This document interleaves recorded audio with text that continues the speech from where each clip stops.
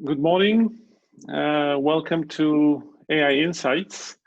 I am Ioan Dragoș-Dărache. I'm a member of Renew political group in the European Parliament and the chair of the newly established Special Committee on Artificial Intelligence in the Digital Age. I'm very happy to organize and co-host this event today with RELX and with Elizabeth Krosik, who will be co-hosting the event throughout the morning with me. I also like to thank from the outset my colleagues, Eva Meidel and Eva Kaili, MEPs from the EPP political group and from the Socialists and Democrats political group, for graciously also agreeing to co-host the two panels that we're going to have today. Today is about insights. So we try to go beyond the political rhetoric a bit that we sometimes hear these days about artificial intelligence, beyond the larger slogans about the strategic uses and the strategic directions of artificial intelligence in Europe or the world. And we try to understand a bit more of the practical, about the sectoral implications and applications of AI into very intriguing areas such as fraud, such as financial crime, such as health, and very importantly, rule of law. Why it is important to go that deep?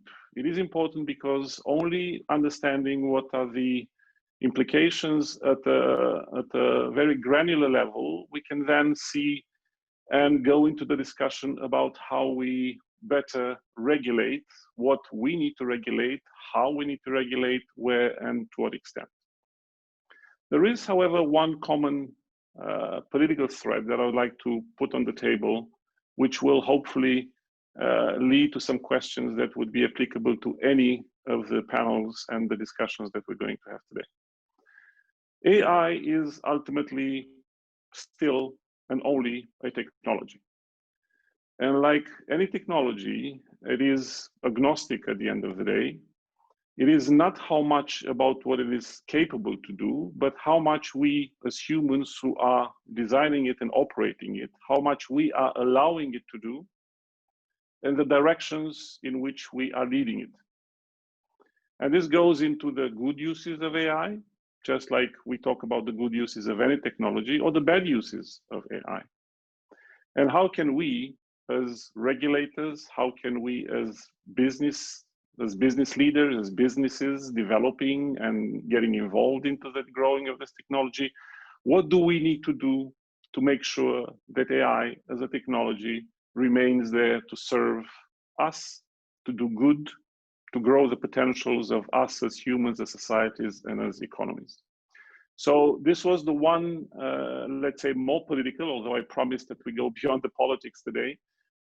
But it is the one issue that I wanted to put on the table from the outset, because again, from these, we deduct all of the questions that I know we usually have whenever we hear about AI and whenever we talk these days about AI. Again, how are we going to regulate it? To what extent? Which sectors do we regulate and which sectors we don't regulate? So hopefully, some of these questions, at least for the 4 sectors that we're going to discuss today, will be answered, and hopefully you will get the chance, the opportunity, I'm hoping, to ask some of the questions and put some of the concerns that you have to our very good experts we have in the panels today, as well as to my colleagues, Eva Meidel, Eva Kaili, who will be co-hosting the panels and who have themselves the best expertise that we have in European Parliament on this very important topic, AI. With that, I thank you again. I welcome you to today's event, and I would like to hand over to Elizabeth Krosik, the co-host, thanking her again and thanking RELX again for helping me out with the organization of today's event. Elizabeth? Good morning and thank you, and actually can I thank you as well for hosting our events, and also congratulate you on your recent appointment as chair of the new AI committee. We're very much looking forward to it being operational, and actually I couldn't agree with you more when you talk about AI being a technology. We have to remember that indeed it's agnostic, and I hope we will show you today some of the ways in which we are using it to serve us, the people. Thank you also to Eva Maydell and Eva Kylie for participating. It's a very important topic, and we're very glad to have you all involved. And as some of you may recall, we should have had the event organised in the European Parliament back in March, but because of the pandemic, we had to cancel. So thank you to technology for allowing us to do this, and in quite an easy way. Before we start, I'd just like to take this opportunity to say a few words about RELX and why AI is important to us. So RELX is a data analytics company. It's created in Europe, rooted in Europe, operating globally.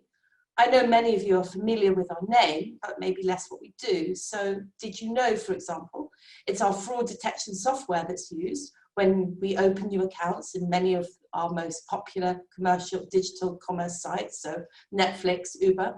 If you own a car, it could be our data that helps you get the best insurance deal. And if you have medication, that may well have been developed using research published by us. And what links these things is the combination of data and content with cutting-edge technology. And as Dragos mentioned, we operate in 4 market segments: risk and business analytics, legal, exhibitions, and scientific, technical, and medical STMJ. And in all of these, we're increasingly applying AI.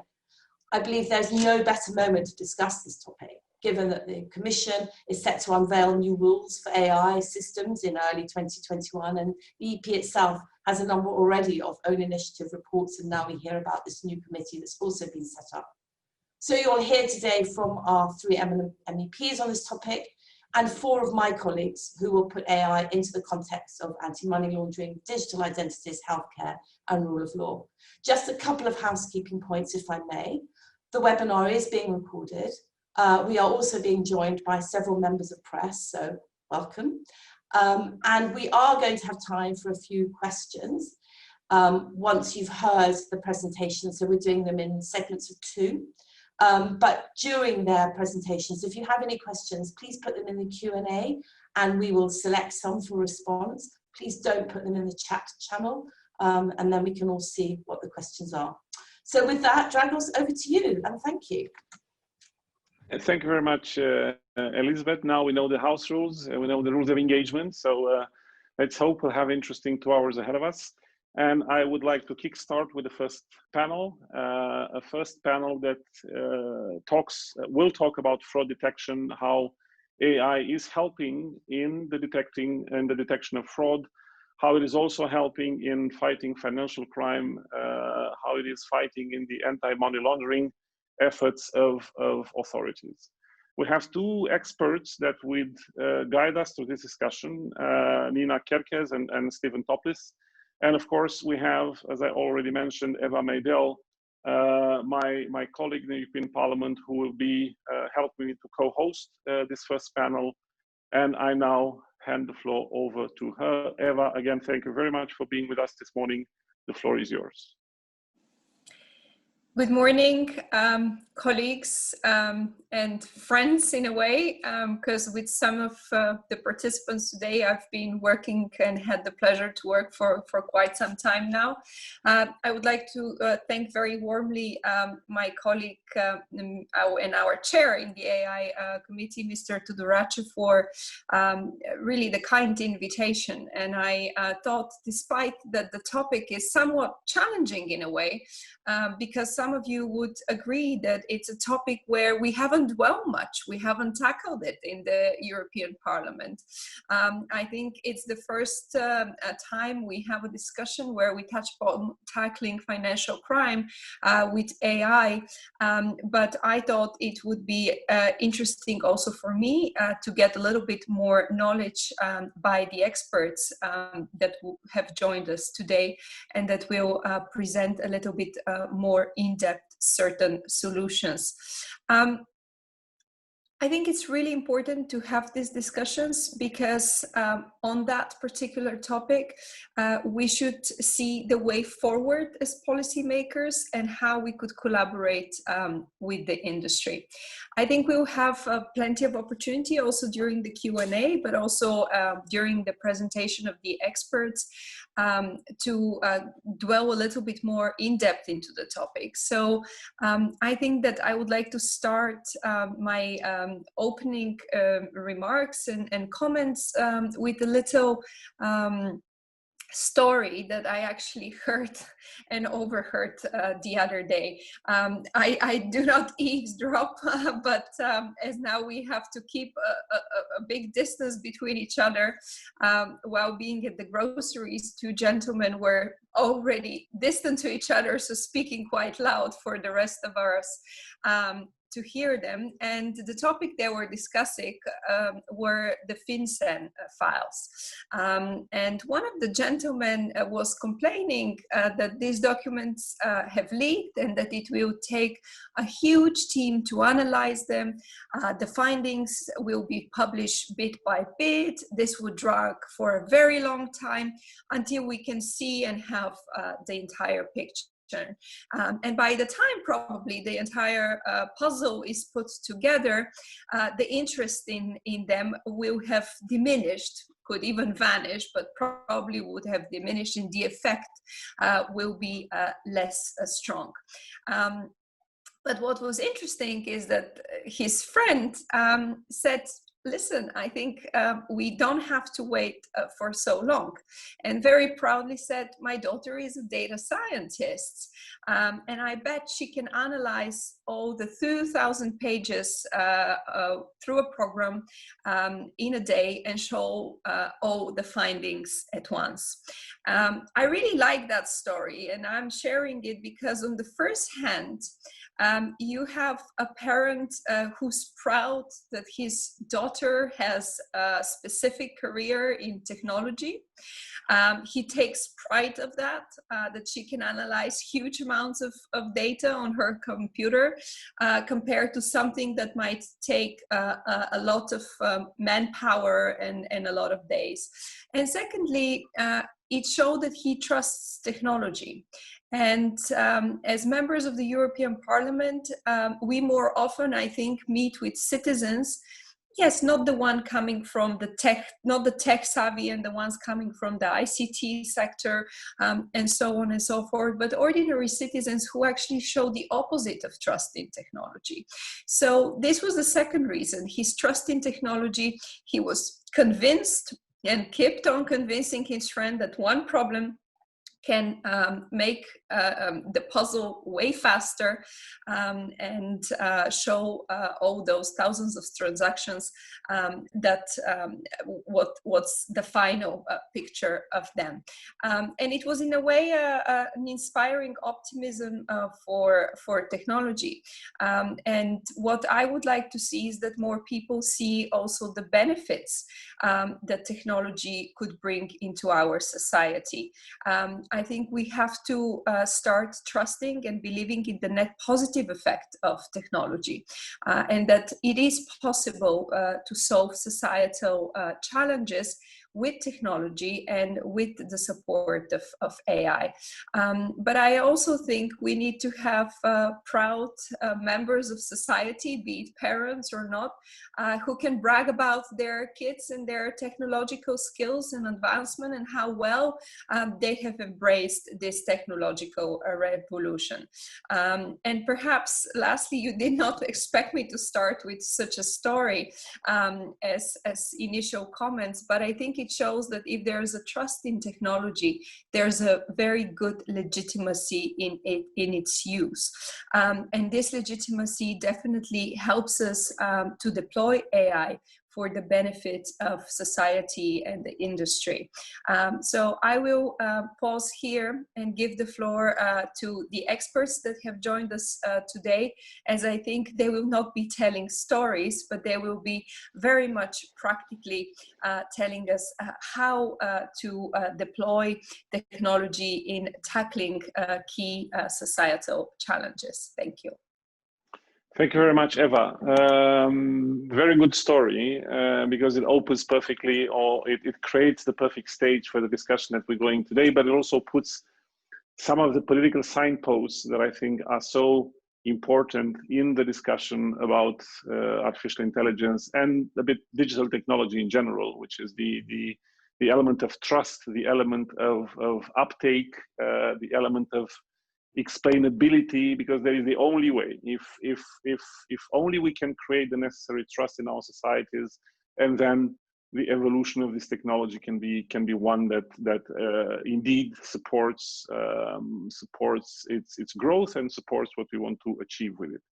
So, Nina, our first expert, can artificial intelligence do the things that the two gentlemen in Eva's grocery shop were talking about? Can artificial intelligence do in milliseconds or seconds or minutes the analysis of financial transactions that otherwise maybe an army of accountants would normally need, I don't know, days, weeks, or months? Nina, please, over to you. Thank you, Dragos, and thank you, Eva. Very interesting story and very topical, of course. Good morning, everybody. So my name is Nina Kirkes, and thank you for a brief introduction. I am working within RELX with an entity called LexisNexis Risk Solutions, specifically focusing on the fight of fight against financial crime. And my responsibility is of a strategic nature, looking at how we can help financial crime compliance. Now, financial crime is normally kind of seen in, kind of moving dirty money around. So through placement, layering, and integration of kind of illegal proceeds. And those illegal proceeds normally come from drug trafficking, human trafficking, arms proliferation, terrorism financing, and other challenges as such. Now, today, financial institutions and other obliged entities, so entities that have to comply with laws and regulations, they absolutely have to be compliant with various different challenges that these regulations are calling from them. These regulations are very different in different jurisdictions, but we know that within the EU, there are directives, and all the member states convert these directives into laws. And most obliged entities rely on multiple sources of technology and data to enable financial crime prevention. So they would set the policies that are obviously responding to those laws and regulations. And those policies will be followed by technology and data to help prevent money laundering. Now, this is a very interesting topic, and I want to look a little bit around the costs of compliance. So it's not easy to comply with all of the regulation. There is a lot of regulation globally, and a lot of the institutions actually have to comply with various types of regulation. So not just, let's say, EU institutions, they not only have to comply with EU directives, but they also, should they be trading with US dollars or any other currencies, often have to comply with foreign regulation as well. Now we can see here that UK and Germany are spending a significant amount of money as countries trying to comply with various different regulatory requirements in fight against financial crime, so in fight against money laundering and prevention of it. And we've seen that normally, as I mentioned, given the increase of complex regulatory requirements, some data privacy limitations, sanction violations, and labor costs, okay? And I think that's what's really interesting to kind of zoom in a little bit here.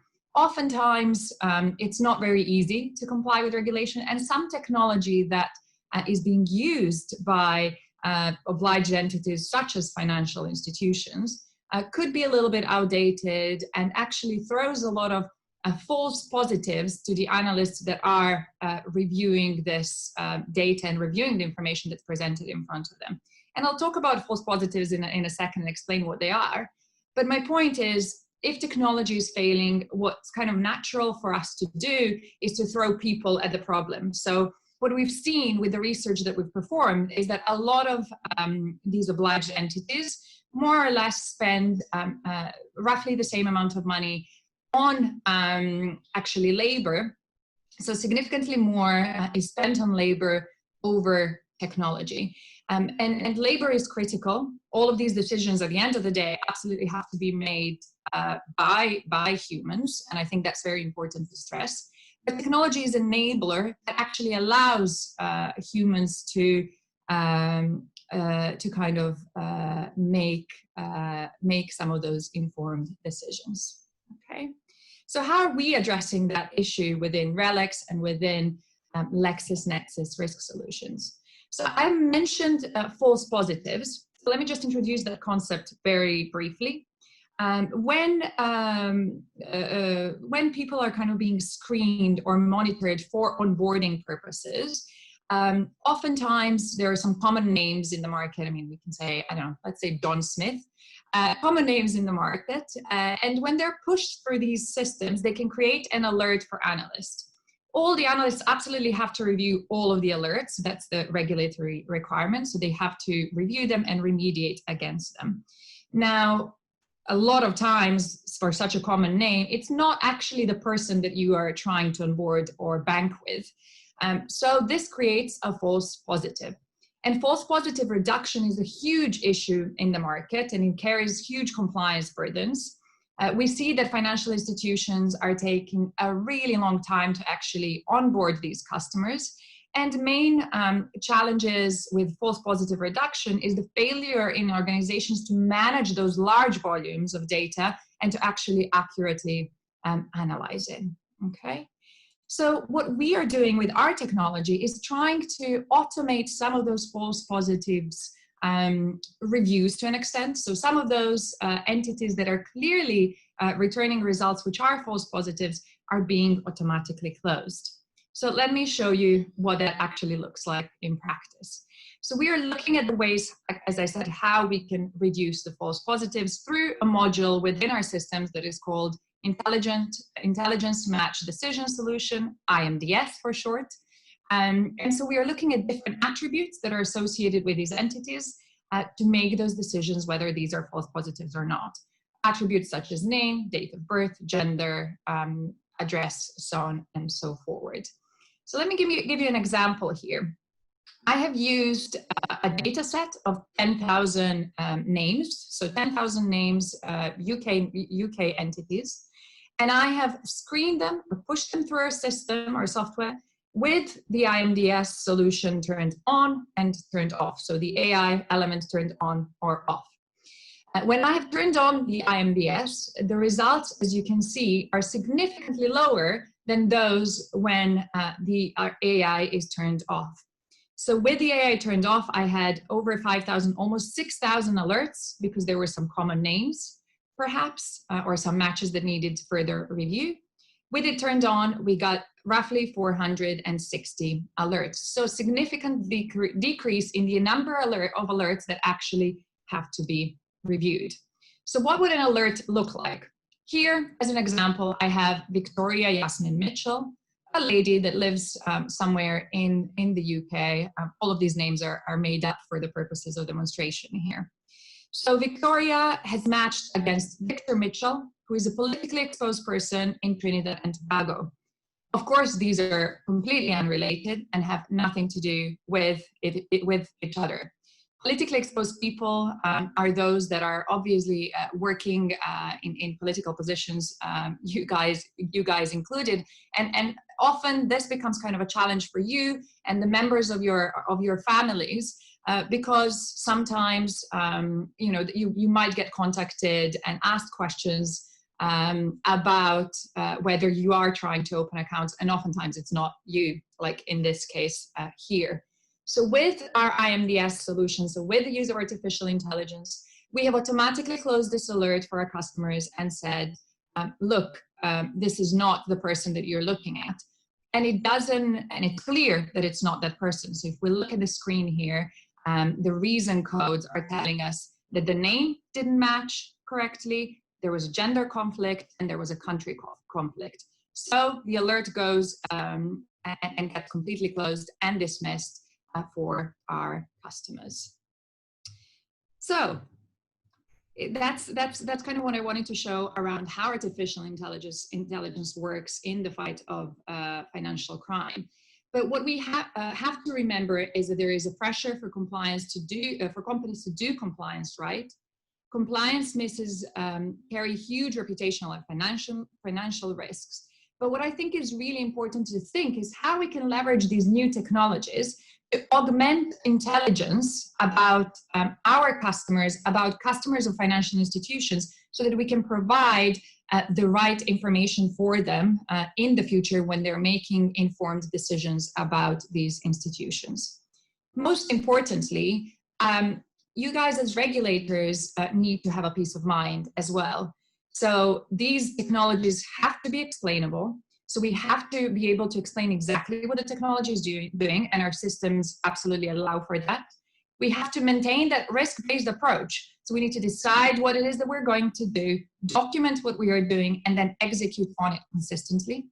They need to be performant and reviewed on a continuous basis. Our technology is using supervised machine learning, so supervised AI.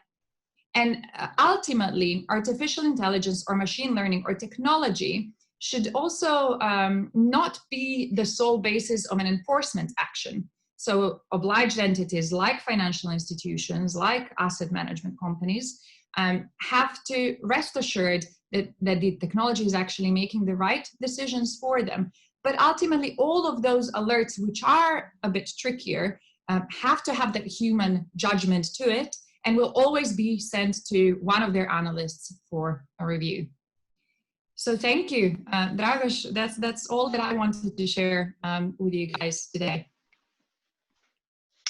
Thank you very much, Nina. Yes, you're right. Thank you very much, Nina. Very good insights and a good start for the conversation, and hopefully the very active and interactive Q&A session that we're going to have later on. I will now hand over to Stephen.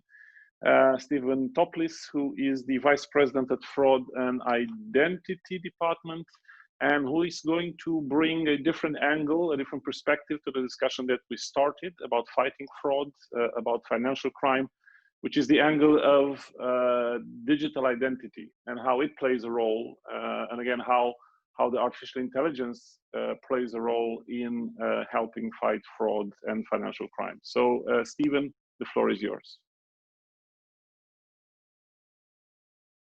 Thank you, Dragos. So, as Nina mentioned, LexisNexis Risk Solution works in the financial crime compliance space. We also provide solutions in the fraud prevention space. And what I'm going to spend the next few minutes doing is really just introduce you a little bit to how we can use the concepts of machine learning and digital identities to improve the performance of those fraud prevention solutions.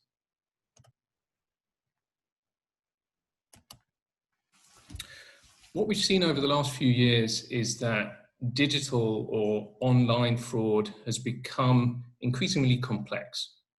It's become sophisticated, cross-organizational. It's become automated more and more with the use of bots and botnets. And it's also become borderless. There is no respect for borders in online fraud. The diagram that you can see here comes from our cybercrime report that we publish twice a year, and that cybercrime report is analyzing the last 6 months of our clients' data that we've analyzed for risk.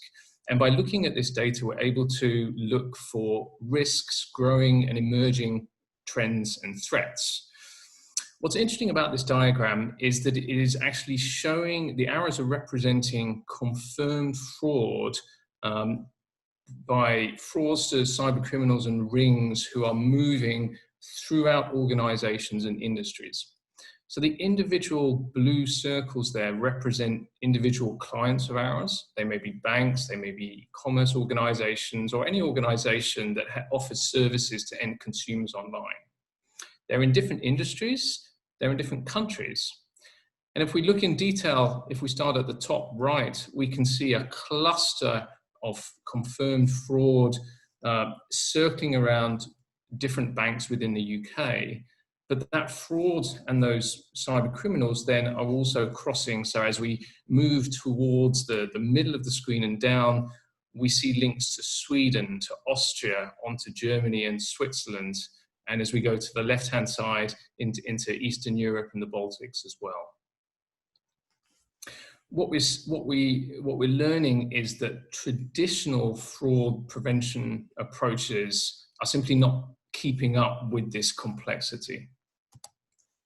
So if we look at what a traditional anti-fraud solution looks like, if we go back a few years, basically the idea is you have events or transactions that come into a system where you have a rules engine, a list of static rules that analyze the data associated with that event. And those rules are typically put in place by a fraud analyst, and the outcome gives you an indication of the risk associated with that transaction. A couple of really simple example rules here is a single computer accessing multiple accounts, or is the credit card that's being used in the transaction listed already in the system as stolen? And over time, as more events come in and fraud changes, fraud analysts can add to those rules. The problem is simply that the sheer number of events to analyze and that complexity of fraud that I was discussing has become so big that you need an army of fraud analysts to keep that static rules engine up to speed. And really, it can't, you can't keep going on like that. So there needs to be an alternative that needs to be found. To put this real and give you really an idea of scale, this is an overview of the threat metrics anti-fraud solution from LexisNexis Risk Solutions. It is analyzing on a daily basis more than 150 million events for its clients. And that translates into around 30 billion data points and almost 12 billion of those rules firing every single day. Those rules are actually matching and analyzing across that entire global digital network, which uses anonymization techniques that allow the rules to bring intelligence in from the network while preserving the anonymity of individual consumer data.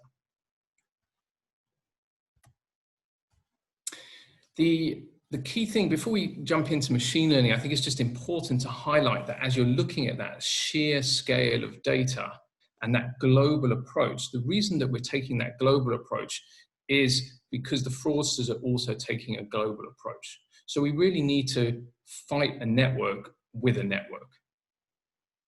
If we look at where machine learning plays into that, it can be used in a number of different ways. The first one is actually optimizing those existing customer-built fraud models. So those rules that I introduced a minute ago, being able to take those models, look at historic data, bring in confirmed fraud data, and then improving those existing models, introducing new rules, introducing different weightings associated with the model, can provide much more performant results from those models. In addition to this, you're able to actually look at a whole industry. So we could consider all of the banking, online banking industry, for example. And machine learning enables us to develop a best practice model across that entire industry, elevating the performance of the fraud solutions and also helping new entrants into the market immediately to have a good anti-fraud model in place. We've talked a lot about fraud, but actually one of the best ways to really identify the fraud is to focus first on enabling trust. And in a moment, I'm just going to focus a little bit more on that through the use of these global digital identities. The idea there really is to take a significant portion of these transactions and really assign a certain amount of trust there and say, we know that these events are good. We can move on and focus on the remaining sample where there is likely to be fraud. And then lastly, more generally, just with these vast amounts of data, different machine learning techniques really help us to understand that data better, to potentially cluster data in specific ways for further analysis where we think there may be further investigation needed, which might reveal emerging fraud trends, for example. So let's focus just in the last couple of minutes on those global digital identities and enabling trust around them. The concept of a digital identity in the threat metrics world is basically in real time, every time a transaction comes in, to join the dots of the data with other historic data in the system. And by doing that, you can dynamically form, using machine learning technologies, these digital identities. And here is an example of a real one here. What you can see here is an email address linked together with 2 account login IDs, and what we call 3 smart IDs. These smart IDs are identifiers for a device, like a computer or a mobile device. And so that digital identity is basically giving a representation of where some of these individual anonymized pieces of data can be combined together over a period of time. To give you a real example, how this is useful, if I log into my online banking service today, the system will look at the digital intelligence that's gathered during that login event and will compare that to the digital identity that has been used to log into my account historically. If everything matches, or generally everything matches, we can assign a level of trust to my login. If there's a significant difference in the data, then that becomes an alert, and the bank can then decide how to action on that. For example, they may decide to put me through a further level of authentication to really validate that it's me here and not someone else that has managed to gather some of my credentials and is trying to access my account.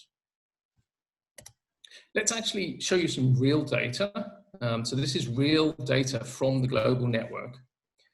What you can see are 2 different networks effectively, and they're linked together by an email address. So on the right-hand side, that enormous big circle there is a set of identities all linked to a single red dot in the middle, which is a device. So one device has all these different identities associated to it, including that email address. And on the left-hand side, that much smaller network, that's actually a much more realistic digital identity, similar to what we saw on the previous slide. So this common email address is being linked to these 2 different digital identities, where the one on the left is a real person. The one on the right is actually a really good example of an automated bot. So an automated set of attacks coming from one device to try to access lots of different accounts, presumably using some compromised account information that's been sourced from somewhere. So what machine learning techniques are doing here, when the next transaction or the next login event comes in, it's basically evaluating for this email address, is this transaction linked to the real user using their email, and therefore we should be enabling access as quick as possible? Or is this an example of this automated bot fraudulently trying to use that email address? So in summary, machine learning techniques are really needed to be able to keep maintaining our fraud prevention defenses against these increasingly sophisticated cyber criminals who, quite frankly, are using the same technologies in their fights. Regulations around AI and data privacy need to enable fraud prevention systems like the one described here to operate within boundaries that enable them still to fight fraud effectively. Thank you.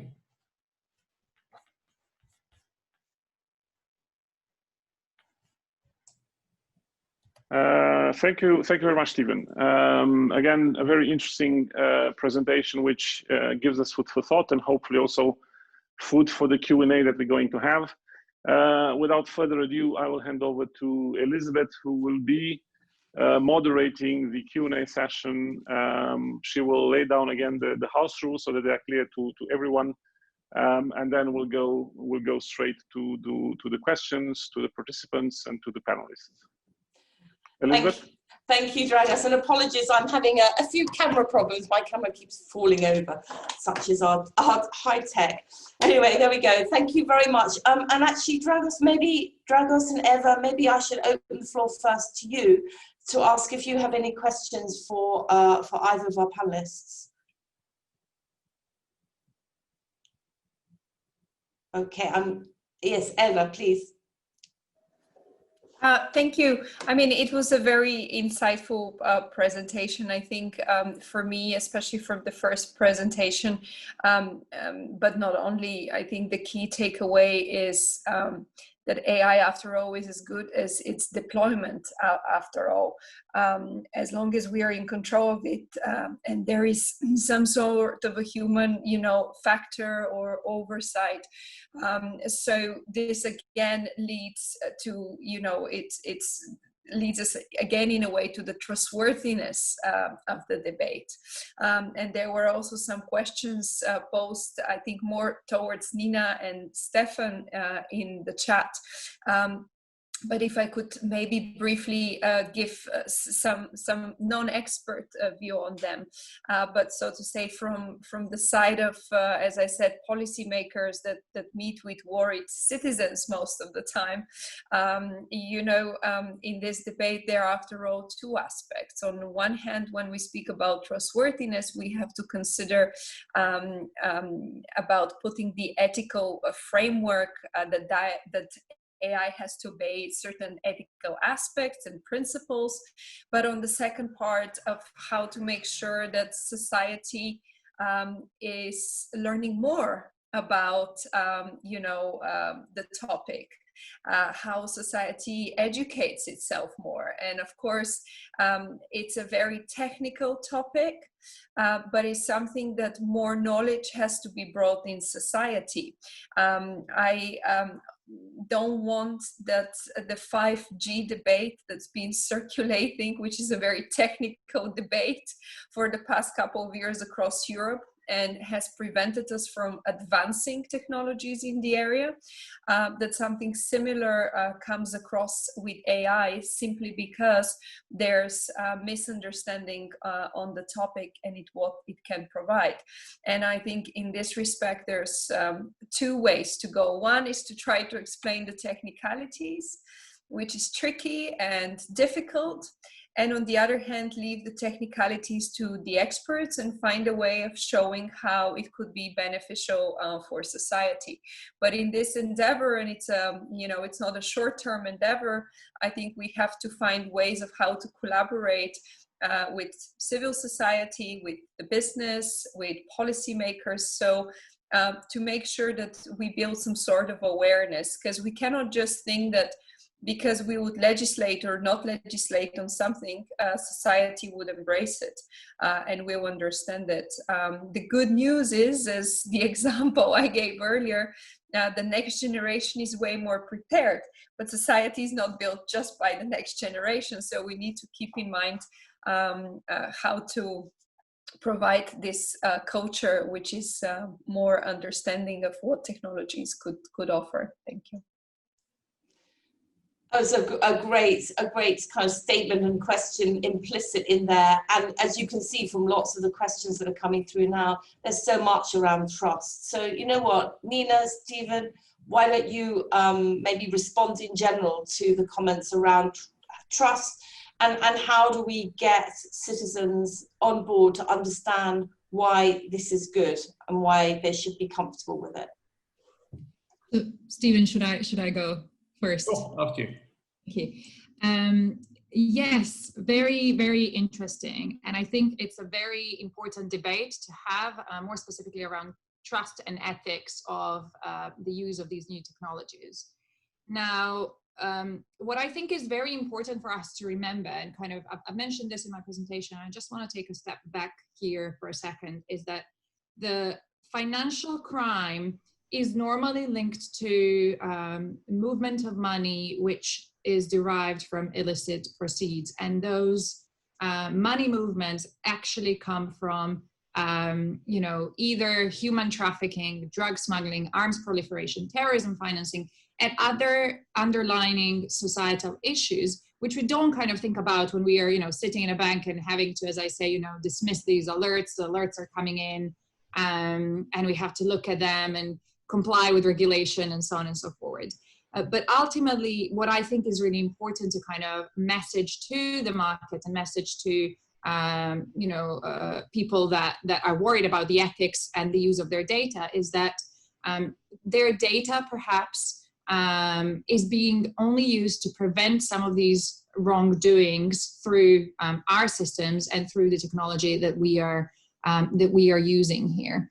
And so I understand often as well that there are a bit of conflicts when it comes to data privacy and data privacy concerns. But if we're talking about the prevention of money laundering or prevention of fraud, in my opinion, and many regulators globally are also saying this, those privacy concerns, well, I guess the use of data for the prevention of these challenges should always trump the privacy concerns.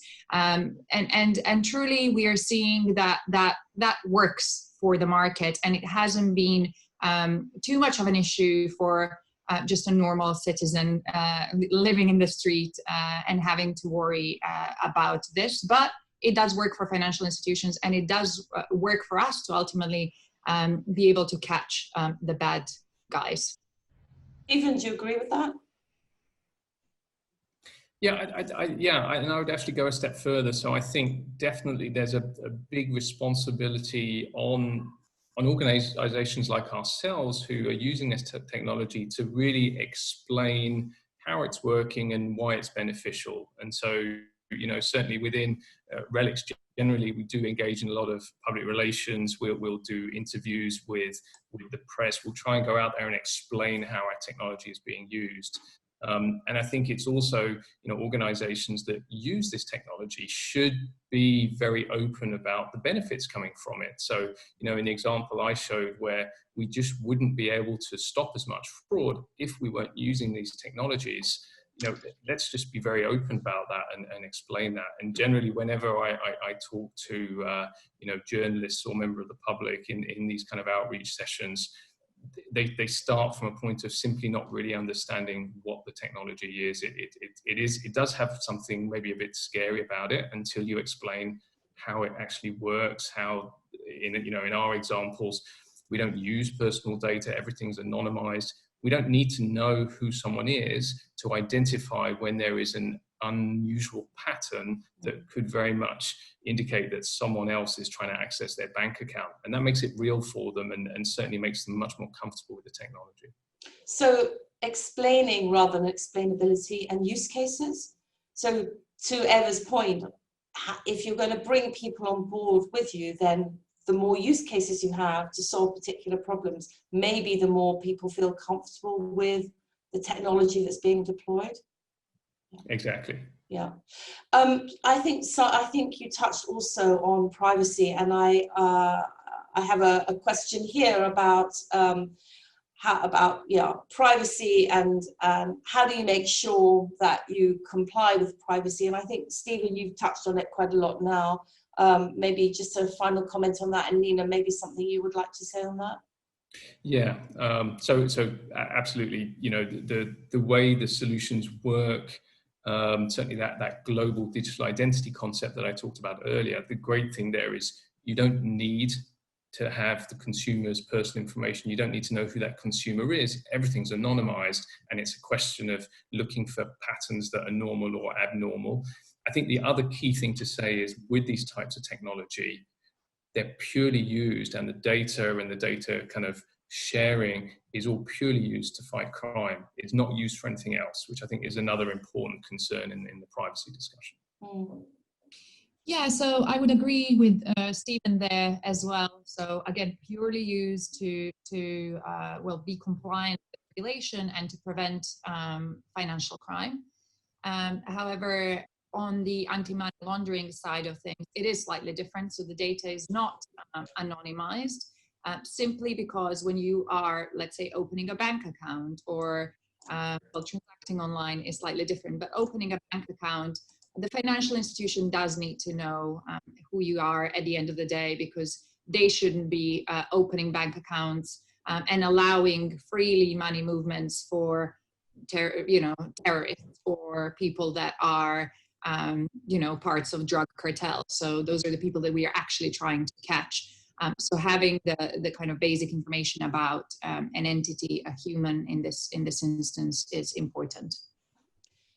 Nina, sticking with you, a couple of questions around the cost of compliance. Why do you think there's such a big discrepancy between the US and European data in the cost of compliance? Why is spends in such a big place like the US so much smaller than in Europe? Yeah, that's a very interesting question. Well, firstly, we have to remember that in the US, there are plenty of financial institutions, a little bit more actually than in Europe. But they often just transact domestically, so between the states. What financial institutions within Europe do is actually transact with, transact globally. A lot of them are global financial institutions. And with that, as I mentioned, they have to comply with different types of regulation. So not only with local regulation, but also with some of the other global regulation or regulatory requirements from different countries. So with that, it becomes kind of being compliant with regulation really becomes complex. So they're spending more and more money on technology and labor, as we've seen, to actually remain compliant. We've also seen in the past that a lot of these financial institutions, particularly in Europe, were unknowingly or sometimes unfortunately knowingly involved in some illicit money movements, often from Russia to the US, because obviously there are some relationships between Russia and the US which become a challenge. And so therefore they've been fined, and they have had kind of issues to maintain compliant and prevent those money movements. So again, they feel that investing in technology and kind of layering different types of technologies within those institutions will help them kind of deal with some of those challenges as well. So one final question to the both of you, because it's a great question. Is the machine in control? Where is human oversight? Stephen, I'll come to you first. Okay, sure. I think a couple of things there. The first one is when I've talked about using machine learning to improve existing fraud models, the key thing there is when we run through that process and we come up with an improved model, the output of that model isn't a black box. It's actually a set of fraud rules similar to the ones that I showed earlier, which the fraud analysts and the administrators can look at and can validate before they then choose to move it into production. So the machine is absolutely not taking control. It's providing a suggestion of something that should be an improvement on what there was before, but in a human readable way. So they're really comparing two models as though in the same way as if they'd made those changes themselves. So that's the one part. I think the second part is when you have these models working and when decisions are coming out of these fraud prevention engines, it's not a black and white yes or no. It's providing a risk-based score. And ultimately then, whether it's the bank or the e-commerce customer, they can choose what to do with that at the end of the day. There's a human there making a decision at the end to say, okay, I am getting a high risk here. What is my plan then? Am I going to reach out to the customer to validate it's them, or do I start some automated extra authentication process? So it's very much that there's a human touch all the way through these processes. Nina? Yeah, pretty much the same. So absolutely not. Machine is not in control. Our systems cannot do anything that we haven't told them to do. So there is always a human overlay. We built this machine learning module so that the element of kind of closure of these alerts, dismissal of these alerts, we've built them on predefined kind of set of rules and behaviors that we've seen that analysts would make. So every time we go to an obliged entity, be it financial institution or another entity, we will work with them to set up those requirements for them so that the machine works in a way that they would require it to work. So it is, as I said, only dismissing those false positives, but anything that actually does look suspicious ultimately has to be fully reviewed by a human. So thank you. Eva, if you can join us back on, do some of those questions answer some of your concerns or help you to explain more how the technology works to your citizens? What's your view on that? You froze for a second, but I guess the question is towards the MEPs, right? Yes. So some of those, did some of the answers help you to explain to your citizens? I thought so. I thought so. Well, if my colleague are allowed to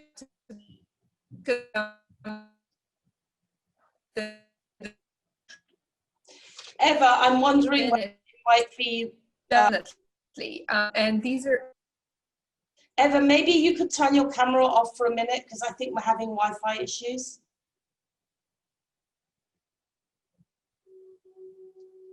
Hey, can you hear me? Would that be better? Hopefully. Yes, yes, yes. Yes, I can hear you. Now. Yeah, perfect. Sorry about that. Okay, yeah, yeah, no problem. Might be from my side, even though it worked perfectly up until I wanted to take the floor. No, but just very briefly, I wanted to say it's very useful to hear some reassurance. But when start trusting is when they see themselves some sort of a benefit in a certain technology or in a certain situation that they've been exposed to. And this, of course, makes it also quite complex and difficult because they have to be part of something that would affect them and that they would remember how it helped them, even though on a daily basis, probably there's plenty of examples, but they just simply don't know that this was done with the support of a system and of a technology. I just wanted to bring one more point because it was part of some of the questions on data and how things work in the US and Europe and about the difference in costs. So when it comes to data, I mean, we need to think about that over the past 10, 15 and more years, the investments that have went into the development and deployment of technologies are way higher in the US compared to Europe, but also the exchange of data between companies, especially in the B2B environment, is way higher.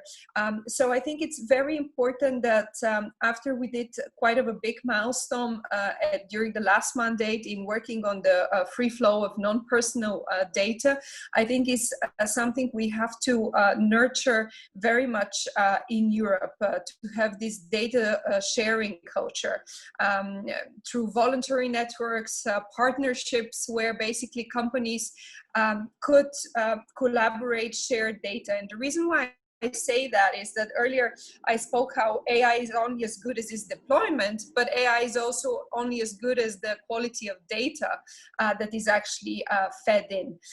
So we have to find ways of how to scale this B2B sharing data environment, because if we scale it, it would also lower the cost. And I would probably end it up there and thank one more time for the possibility to participate today in this very informative discussion. Thank you for having me. Eva, thank you, and Dragos, over to you. Thank you. Thank you, Elizabeth. Thank you very much, Eva. A very interesting panel, and of course, thanks to Nina and Stephen for their very useful contributions, also for the clarifications they gave and the answers they gave in the Q&A.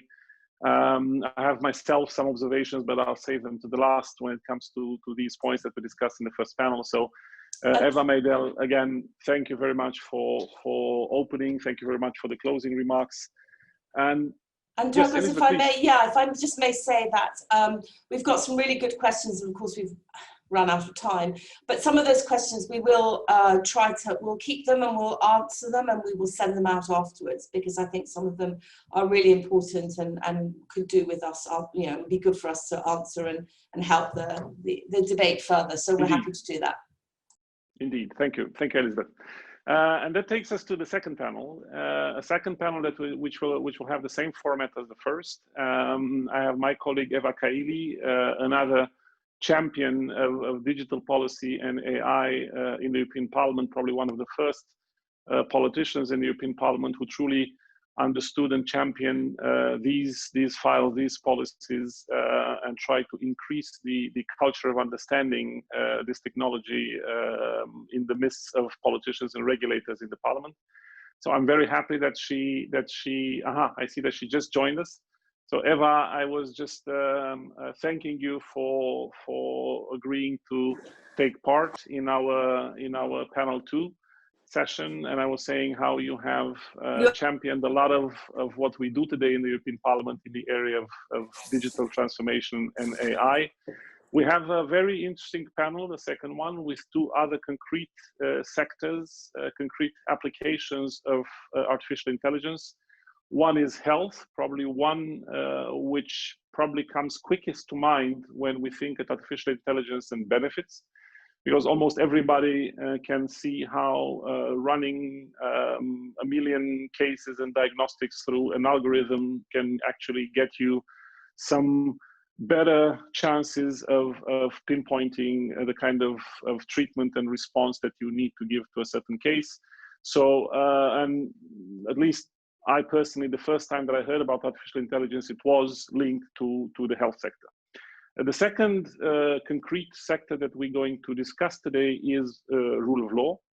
Another very important one, because it deals with, probably more than many others, it deals with individuals, with citizens, with humans. It deals with their rights, and therefore, again, a very interesting, concrete area and application of AI that we're going to discuss.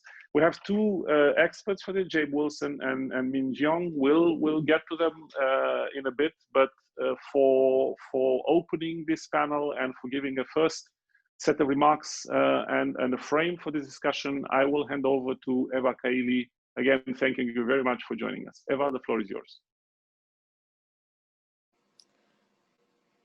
Thank you so much for hosting this event under these difficult circumstances, because we all know that this pandemic lasted longer than expected. Nobody was prepared. I'm not sure if we're gonna recover in less than a year.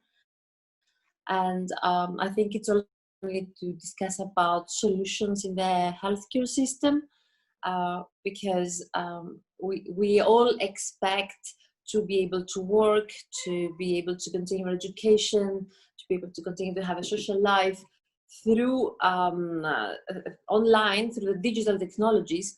And also everybody's expecting AI. Yesterday I was with at a panel discussing about that, and Lucilla Scioli said AI is not a vaccine, so it's not like it's not disappointing us.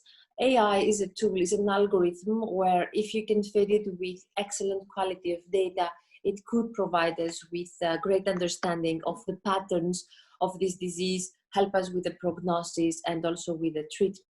So I will start a bit from a general framework of what we've been doing in the Parliament.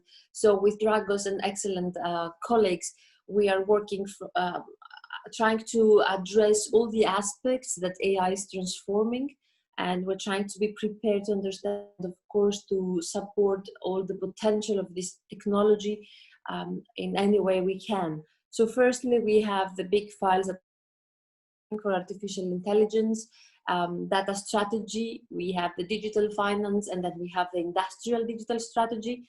At the same time, we have the tool in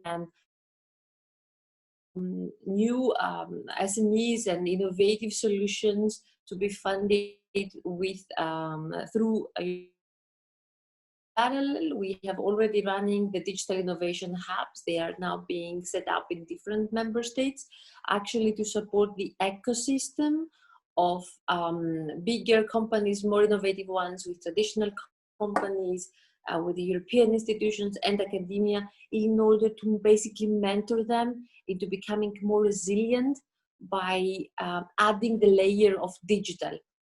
So the discussion in the European Parliament changed actually rapidly before the COVID and then pre-COVID and post-COVID. We all suddenly, and in order to achieve resilience, we are trying to have this layer everywhere. So we are covering all these aspects, and we are not forgetting the geopolitics of this technology, which means we have to be able to have European sovereignty, but at the same time to be open to innovation and competitive globally. One of the things I have to mention is that we have legal and social challenges to face.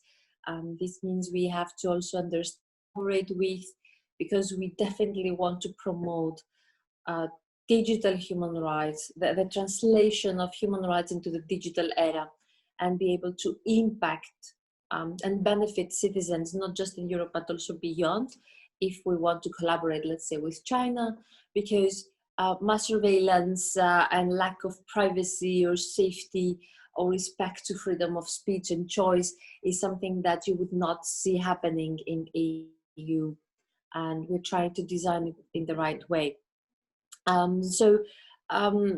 Finally, I would like to say that since we all use, I think, if we were now at one room, I would have asked you, do you use Google Maps?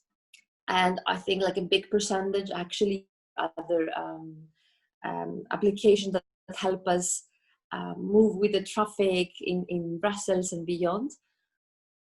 Actually predictive AI. So AI not just shows you now live the traffic in the road, but also predicts how much time it will take you to reach your destination. So we already use AI, and in order to trust it, we test it and we see if it's actually more credible than our intuition. So if I take another road than the Google one, and I realize that I actually delayed, then I will start trusting a bit more this technology. So in order to have people trusting that we designed it properly, we have to make sure there will be transparency, auditability, liability. We will be able to have the protection of our privacy without compromising safety, and at the same time safety without compromising privacy. So these are the challenges we have this year, and I would like to finish with an example. So since AI is an algorithm, you feed it with data, you can have a solution or a decision, and if you embed it into hardware, then you actually have automation taking place. ECDC, the European Disease and Prevention Center of Europe, data also of COVID. They told us almost 6 months ago, they told us that they have 80% of the health data of Europe, but they couldn't use it. Why? Because they gather data from media, from hospitals, but in different languages, in different standards, different quality, without being able to put them all in one area where scientists could access them and actually use them. So we didn't have good quality of data, and this is really important, common standards, in order to be able to read the patterns and to be more effective into our work as the scientists, everybody who's using an AI system. So I think to help ECDC to be able to face another challenge like that, we have to be prepared. So data governance, and I think if you'll watch now more Netflix because you have to stay at home, check Black Mirror. It talks about an episode of ranking of citizens, which is something that it's actually a reality in China. Citizens are being ranked, insurance company, or receiving a loan, or even public transportation based on some metrics that the government has decided. So we want Europe to lead with quality. We don't just care to be competitive by not respecting any human rights that we actually are very proud of.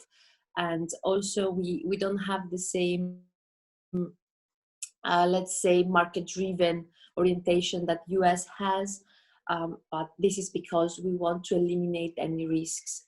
And I think still we are one of the biggest top 3 markets for AI, And the moment we achieve to remove the barriers of a single market, this would be space and room for all the startups to in Europe and be able to provide us with innovative solutions, because the barriers will not be there, and whoever is in Europe, we have space to move and grow bigger and bigger and be globally competitive.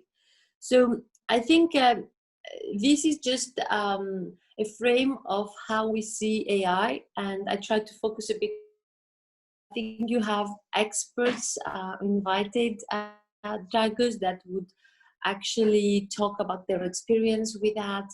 And I don't know if you're going to talk also about the contact tracing apps, but this is something that could help collect data or could help us like start living in a new normal situation. And if they also respect privacy, and we don't need to compromise. So thank you for giving me this opportunity, and congratulations for the work of the special committee. I'm happy also to see you there. Thank you. Thank you very much, Eva. Thank you very much for this introduction. We'll also come back to you for closing this panel. Indeed, you mentioned the contact tracing apps. I was thinking of the same thing.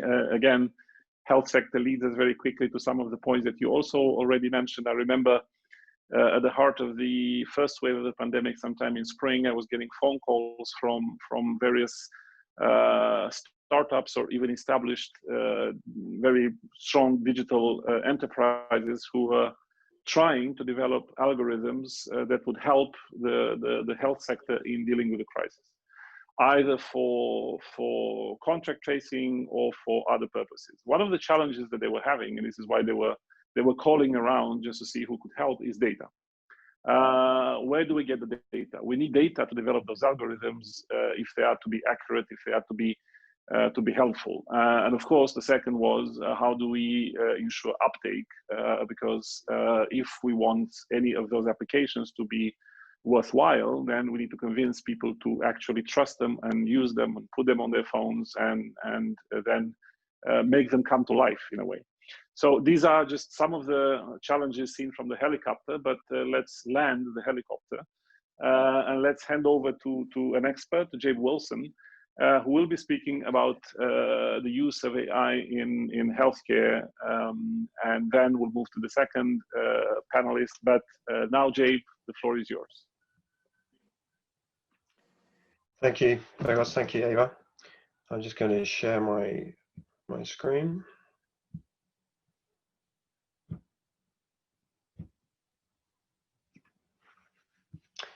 So today I'm going to be talking about AI in healthcare, and in particular what I wanted to do was give you a very practical example of the work that we've done, which emphasizes the human agency involved in the preparation of AI, as well as giving a very practical example of where AI can help in creating new treatments for disease. This was a project which we did with several partners. We worked closely with 2 patient advocacy groups that are seeking a cure for a disease called chronic pancreatitis. And we also worked with the Pistoia Alliance, which is a collaborative group of the world's top pharma companies. And we put together a team using the Elsevier's curated data, some third-party data on our AI platform. And this was a team of medical experts and data scientists. And I think what I want to do is really emphasize that AI is all about collaborative human endeavor using data science. Now, just to give you a little bit of context to this work, we were looking at drug repurposing for this particular disease, chronic pancreatitis. And that is where you find a drug that's currently used for a different disease condition and identify that it is a suitable treatment for the disease that you're looking at. Reasons for doing this is, as you can see here from this graphic, it's highly successful compared to new drug development. You have a known safety profile. The drug has already been tested for adverse events, so you're aware of the context there. It allows you to get a drug to market much, much quicker. And also the costs are greatly reduced with this approach. Now, the project that we worked on was, as I say, for chronic pancreatitis. This is a very nasty condition. It affects in the region of 100, I beg your pardon, a region of 1 million sufferers worldwide, including large numbers of children. And it is an extremely painful condition. Currently, there is no effective treatment and no cure. So what I'm going to do in the rest of my talk today is talk about the human agency in the various steps in delivering an AI solution. Now, as Ava was saying earlier, the first step is really about data preparation. It's actually bringing data together and ensuring that it can speak across the different sources, that you have the right dictionaries, and that all of the data can be normalized together in one data organization. The second step is, once you have brought all of that data together in your repository for the data, you need to interlink it. You need to build what we call a knowledge graph, which is allowing you to look at the data from different perspectives. With AI, it's all about building an information space around your particular area of research. And so building a knowledge graph allows you to get an overview of that data in order to work with it further. The third step is making it what we call AI ready. So machine learning algorithms have to have data in ones and zeros as vectors. So you have to process the data from your knowledge graph to simplify it so that it can be used within machine learning. And the fourth step is to create your artificial neural network, to train your network with machine learning. And for that, you need to select the right algorithm. So each of these steps requires human agency. It requires your data scientists and your experts to engage with the data as it's processed through to delivering the AI outcome. And the fifth step is putting this AI tool in the hands of the experts. So doing it in a transparent way that the experts can understand the tool. And I'll talk about how we go about doing that. So that's the context that I wanted to speak about today. So the first step, so we made available to the participants of what we call this data film, this collaborative project, a huge amount of data from the Elsevier data sources and the third-party source. Pathway Studio is a biology database which is curated from scientific literature. Reactis is a chemistry database, again, curated from the scientific literature. And Pharmapendium is a collection of adverse events, information about drugs which have been used in the market. Now, what we did is we worked with the medical experts to identify the disease causing genetic profiles, the genes that were responsible for causing this disease, and modifying it. And so we filtered this large amount of data based on the known gene association. So that was the first step. Now, this created a very complex, detailed knowledge graph. You can see on the left-hand side all of the connections there that were in the data. So the second step, what we then did is we simplified it. On the right-hand side, you can see the data model that the team came up with, which talks about the compound, the disease, the protein, that's the human biology element that the drugs act upon, and the disease area itself. The third step was to make this data AI ready. And there are three broad strategies for drug repurposing. The first is predicting new drivers of the disease. So that's understanding the biology, what proteins and genes are associated with the disease and actually cause the disease. That's the first approach. The second approach is looking for what we call off-target drug interaction. So a drug acts upon a protein in the body. That typically is one that's involved in the disease you're trying to treat, but it might have other interactions with other proteins. And what you're looking to do with drug repurposing is find those other proteins that it reacts with and that can cure or treat the disease that you are interested in. So that's really what we were looking for with this exercise.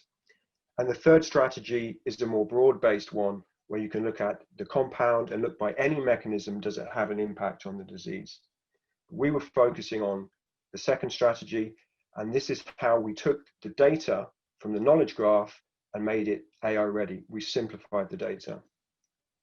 Now, essentially what we did is we took that data, as I say, into vectors for proteins, which are the biological elements that we're seeking to impact in curing the disease, and the drugs, the molecular descriptions, the chemicals.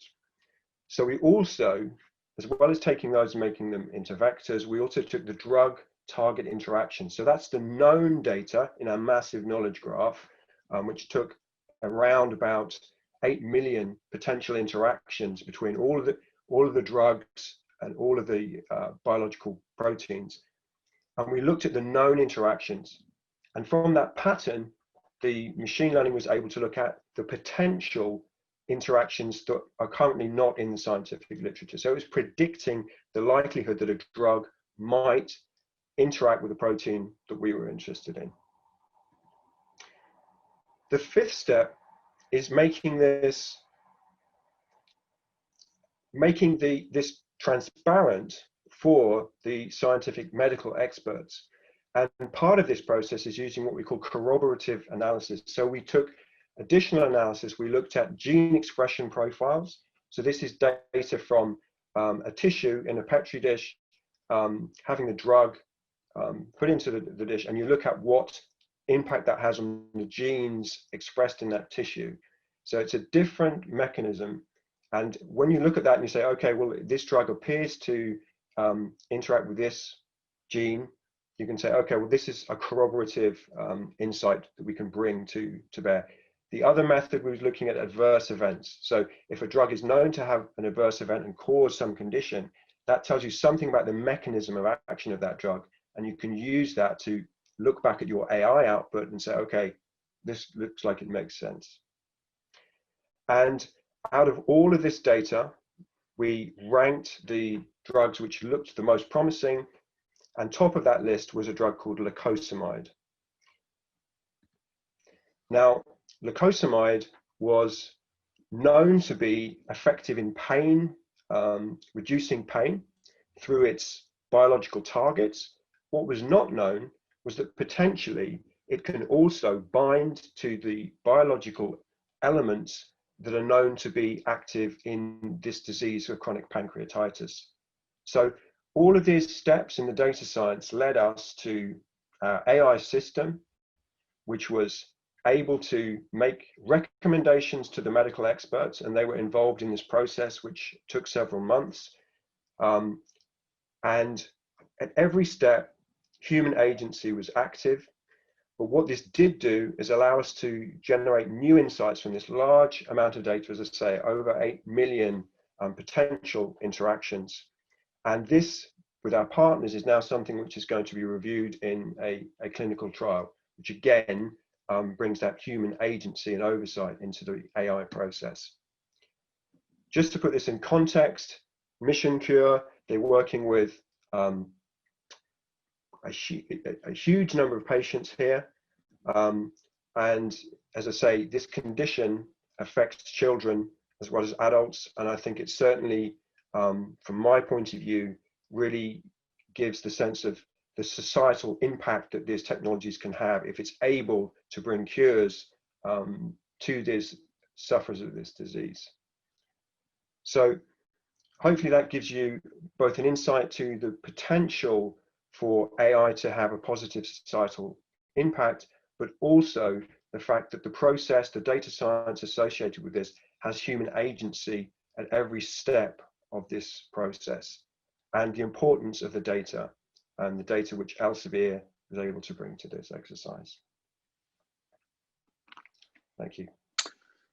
Thank you very much, Jabe. I hope you can see me. Elizabeth, do you see me? I can see you. Yeah, right. Excellent. I think there was a slight delay in the connection. So thanks a lot, Jabe. A very interesting presentation, which showcases perfectly how AI is an enabler for the efforts that we do in healthcare. And now for the second presentation, we will move to Min. I hope I'm pronouncing your name right, Min Young, who will be speaking on AI and the rule of law. Min, the floor is yours. Okay, thank you. Let me start sharing the screen.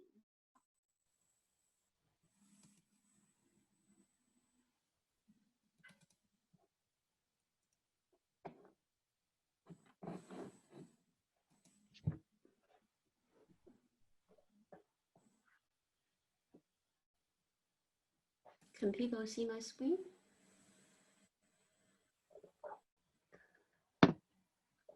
Yes, Okay. we can. Okay, great. Thank you. So good morning, everyone. My topic is about AI and the rule of law. And I'm going to talk about three things today. So what is rule of law? Why it is important, and how we are going to leverage AI-related technologies to advance the rule of law. At the LexisNexis Legal, all employees are well versed in our company's mission, which is about advance the rule of law. It guides the products we design, the way we do business, and how we write content. We also have a charitable foundation called the LexisNexis Rule of Law Foundation. It develops like free apps, tools, and provide information to people in need globally. If you look at screen, right, people have different ways to define rule of law.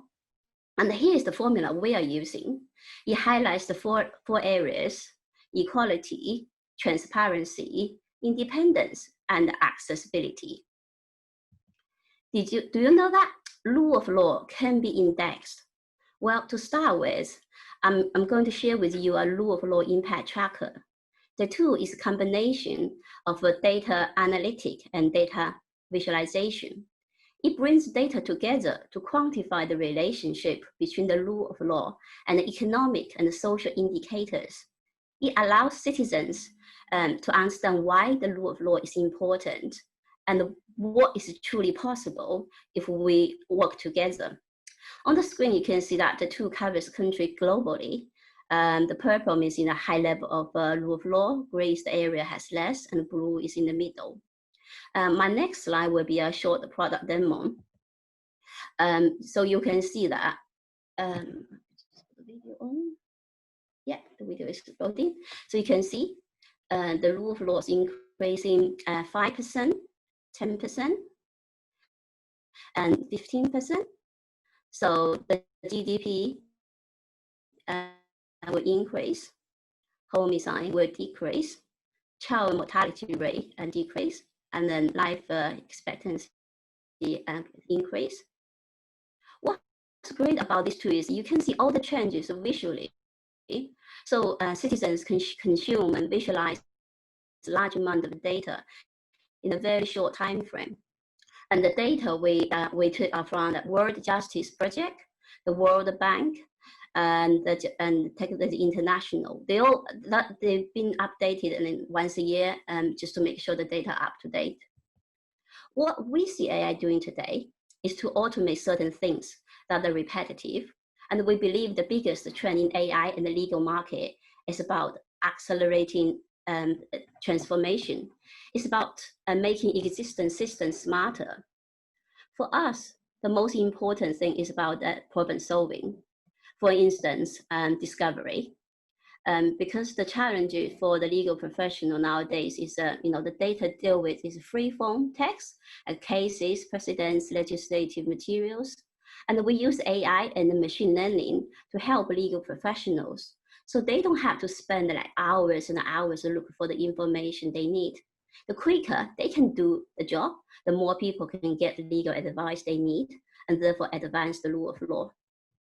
Now, let me give you on how we use natural language search to help legal professionals. For example, COVID, right, is a hot topic nowadays.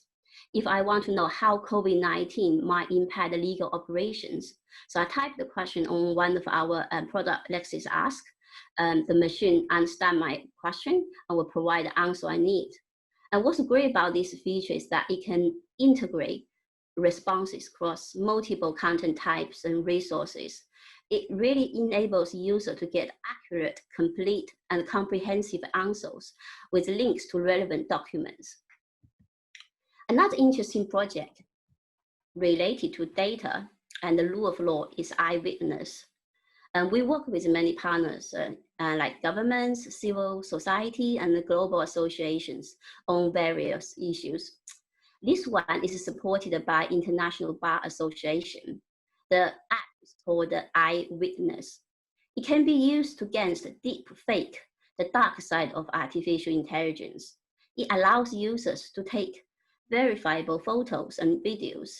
Because they're geotagged and metadata is embedded into the digital footage, users can use them as evidence in the court. We have already seen success in the international court on some human rights cases by using this app.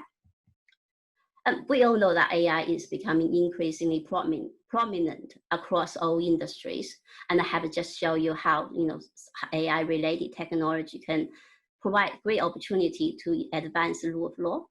However, it would be remiss to not mention about the AI ethic. The rule of law is really about everyone is equal. We at RELX are deeply committed to, for the ethic of people with disabilities. We make sure our products are designed ethically. We make sure the color contrast is right for people with visual impairment. We make sure the user interface has a keyboard-only feature for people with motor impairment. We have embedded ethical elements into the products long before the release. To summarize, we have a fundamental belief in advancing the rule of law, and we're committed to help countries in UN to meet their SDG goals by 2030, including the goal 16, which is in relation to rule of law. We're looking forward to working with you, and you can find many free resources in our RELX SDG Resource Center. Thank you.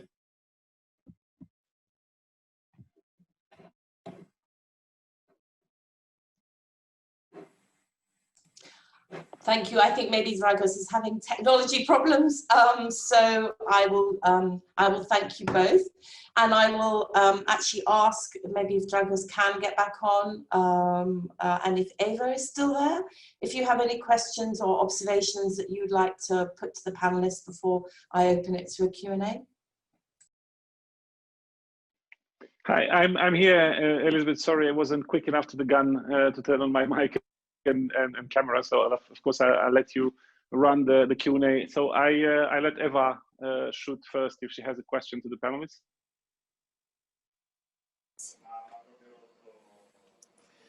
So thank you for the actually very interesting presentations, and I see huge potential also first for the health, and then I understand the challenges, and I was impressed with the diagrams for the rule of law and how things can change. I would like first to ask, I saw at the chat that people were like asking, is cryptography enough in order to protect our health medical data? And is it, I would also say, is it balanced? I mean, are they protected enough, but up to a point where you can actually find them useful and be able to deliver results? Or do you think there are like shortcomings with GDPR and things we should improve in order to allow you to make these kind of prognostics and predictions that I saw, and they seem quite interesting. So first to you, Jay. Sure, thank you. So, I mean, one thing to say, the datathon that I presented was based on scientific literature, life sciences data. And so the peer review process associated with that actually, if you like, anonymizes the data through that process. So we didn't take health records or clinical trial data in this process. So we had this highly curated data from databases, and we processed it through the AI system using those, as I say, those human endeavors. Now, what I would say is that subsequent activities with regards to the clinical trials information will require the management of this personal data.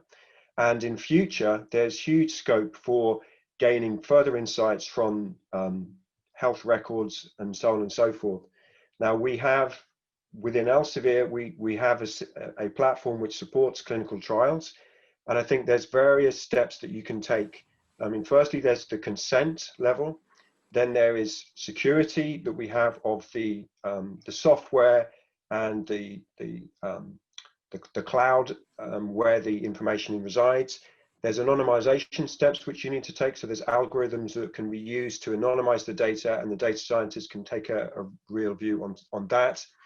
There's also the element of the data can be made available through a tool, through an analytics tool. So you don't necessarily have to share the data and make a risk that could then be used to identify individuals. And the last point I would make is that there's an opportunity to federate the data. So data can be held securely, and then you can, as it were, bring the computational resources to the data in a secure site.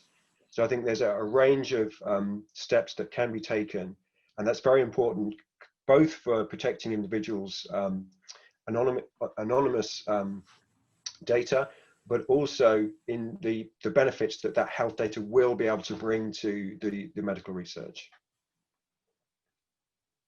Thank you for that. I know that we are discussing always about how much data we should allow scientists to have, but whenever I meet Nobel Prize winners with my Committee on Social Science and Technology, the first thing they ask from us is quality data. They need more access. So I find it crazy that these people are asking to give them something that we're supposed to be able to provide to them, and we have the technology to make them anonymous, as you mentioned, and safe to share. Because in the end, if you ask a patient if he would consent to share his data in order to improve science, I think very rarely you would find somebody to say no. So what we have to do also as politicians this year actually is to enhance the security level of our data in order to not compromise one or the other, privacy or safety. And I would like to ask Min, if it's possible, I understand that people are concerned if AI will take over jobs, but like 100%, will we ever need like lawyers again, or AI will do everything? And what if AI gets it wrong? So I wanted to ask you actually two questions. One, I was at a conference in Japan, and one guy said, when I was asking him, like I said, like there always has to be human oversight, and he said, like, are you sure humans can get it better? I mean, do you trust that people are smarter than AI in the end? Because from the testing we did, actually we have more accurate decisions made by AI because they have more data. If you have good quality of data, of course. And I'm not sure if we really need to have human oversight. So he was like asking me this, and it was quite provocative. And I was like, well, if it's proven that AI can get a better decision, then what do we do? Do we always have to have human oversight? And the second question, have you ever checked like the predictive policing, if like it has been used somewhere globally? Because I see you have a very good understanding of the rule of law at a global perspective. Well, I think this is two questions that are all related to the the data bias, whether human versus AI. So all the data our company we collected through hundreds of thousands different resources, and by nature all the data will have kind of sort of a bias element because they collect through human history and human activities. For us, I mean the mission really is the percent law, ST is. And this is also the expectation from our clients or customer or the legal professionals. If we try to remove a bias, or like editing or modifying, it will in fact add a bias into the data, right? So what we strive to do is really present the law as it is, using tools, technologies to help people, but also at the same time create unbiased statistical data examples in the models in our product, and proactively, working with legal professional in the industry to help them understanding and the human size and the model we're using, so they are aware when they use this type of data and what's the best way. Yeah, just yeah. Thank you. Elizabeth, I don't know if there are other questions, because I can ask so many things, because depending on the metrics that whoever controls the AI system decides to use, you can get different decisions, results, or warnings. And I think this is really important. I don't know if we should also standardize like the minimum metrics that somebody should have, but this is like a big discussion to open now. So I don't know if there are other questions, but I mean, so I'm just putting on the table all the concerns that we have during our period of legislation. So may I suggest, because we've got a little bit of time, there are a few more questions for Jabe and Min, and then maybe let's bring our other panelists back on, and let's ask some of those questions more generally. Standardization, for example, has come up a few times. Let's them have a little discussion about that as well. I think that would be useful. But Jabe, a question to you, if I may, first, because a few people have raised it. Is there going to be, or are there similar kind of data forms going on for COVID? Can you talk a little bit about that? Sure. So, I mean, one of the things to say is that all of the data that we used, the curated data that was used on this datathon for chronic pancreatitis, has been made available to the world's research community through a research hub, a COVID research hub. So, as you can imagine, there are huge numbers of activities going on right across the world. And so our team at Elsevier is supporting a range of activities that are going on and making that data available to those activities. So yes, that's something which we are supporting through our data and making that available. So can I ask Nina and Stephen, can you jump back on? Great, thank you. Yeah, thank you, welcome back. So a few themes have come through all of these sessions, and Eva has talked a few times about the importance of quality of data and questions about whether we should standardize either the data or other parts of the process. And just maybe one of you would like to jump in with that, but it'd be interesting to hear what you think about that, and particularly around quality of data, which I think we all would agree is hugely important. Who would like to jump in first on that one? Why don't I start? I was the first to talk this morning. I'll be the first to answer. Go for it. Right, so I think certainly the quality of data is critical, and Eva earlier mentioned as well that the systems, the technology is only as good as the data is. So having good quality data is extremely important, and of course standardizing some of the data and how the data schema looks like absolutely helps with data analytics, and it helps with artificial intelligence, which ultimately is kind of overlaid on top of that, those data analytics. So if we could strive towards that, that would be extremely beneficial, specifically for those obliged entities.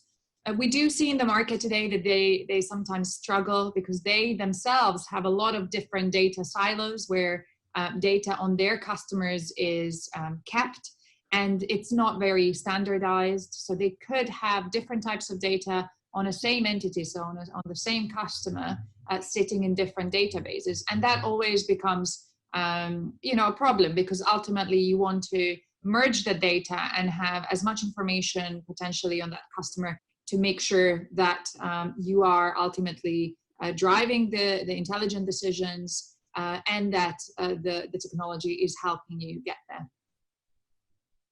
Yeah, and I can jump in on that as well.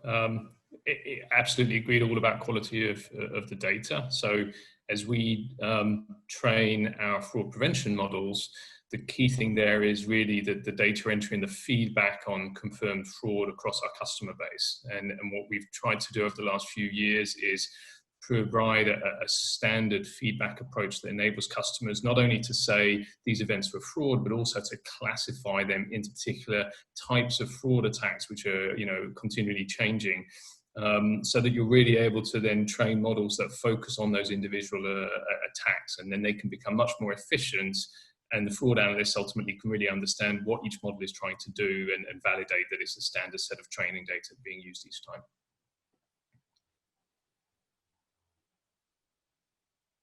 Min, Jake, do you want to chip in? Is there anything you could add to that? Yeah, and so based on what everyone said, I'm just trying to add that it's not possible to have no human oversight at all. So the quality of the data is very important.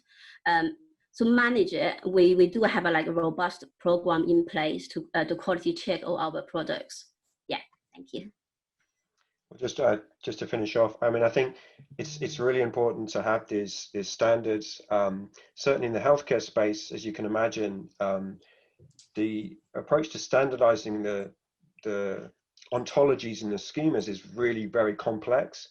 And what we try to do is work with the scientific community that are engaged with trying to create these standards in nomenclature and the way in which the data is curated. And that's how we work when we create our databases. So I think that's something, again, with this theme of collaboration and human agency, I think that's really at the center of how you get great high quality data, is working with the scientific community.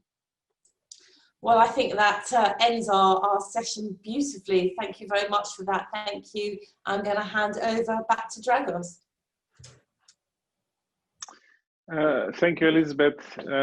Thanks again to the colleagues. We are beautifully on time. I would even say that it looks like we've been running this webinar on machines, that we are so punctual, but we're not. We're still very much human intelligence driven in events like this, long before we'll be having AI doing webinars. But kidding aside, again, many thanks to the experts for their very interesting presentations, also for the way they have responded to the concerns and the questions raised. I don't know, I would first turn to Eva, again, thanking her for the participation, and see whether she wants to bring in some closing remarks for panel 2.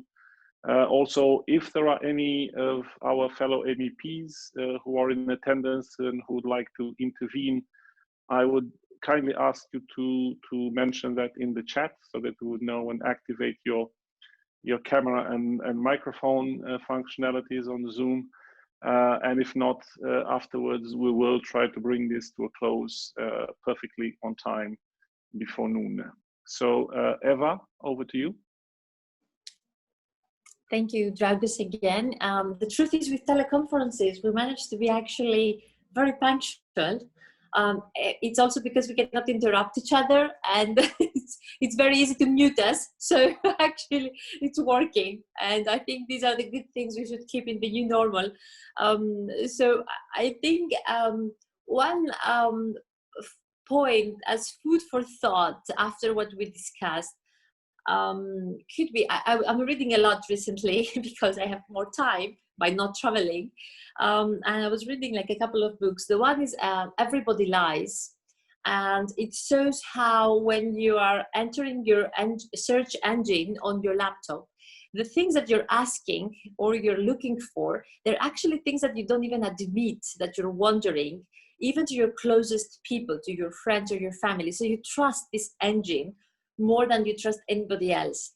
And through the questions and through the regions, the way you can connect these dots actually could give you amazing examples and understanding of the human nature of, if there is, if somebody's like searching for symptoms, you can understand if there is an epidemic ready to, to explode in a place, if something is happening, even if the water quality is there, because you can understand and track down data and see what is happening in this specific region.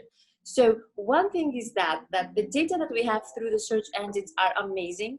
And what I think me and Dragos, we can promise we will try to do is to allow access to low-risk data sets so that we can actually use them, and we can have SMEs and startups thrive also in Europe, instead of like having just the big ones who were there gathering this data before we realized the power of these engines of these companies.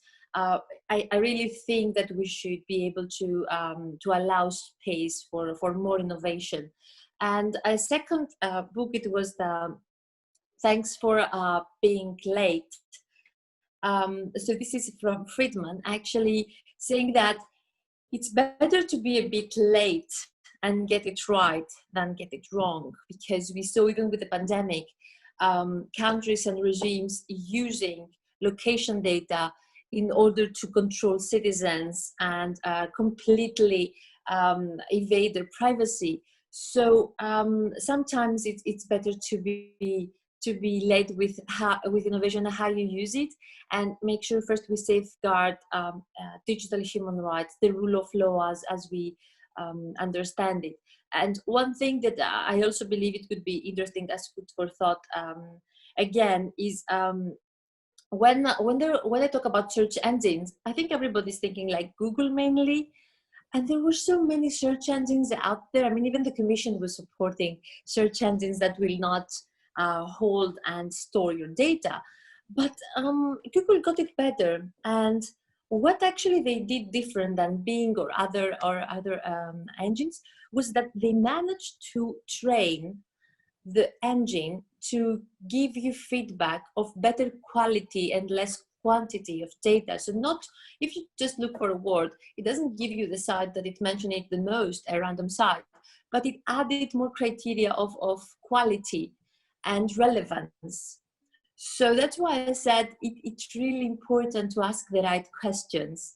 So if you were in our position, like politicians, with having to design it properly and building the right legal framework, if you would have any advice or like ideas or thoughts, please contact us, because Dragos is an excellent lawyer. He has excellent studies. He has been a minister.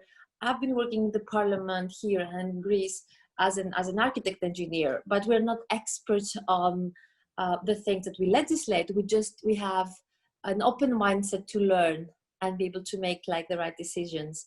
So do help us and do give us like your feedback so that we can get it right. So I think this would be my closing remarks, because the infant biotech is also something that it has this dynamics, that it always changes, it transforms everything.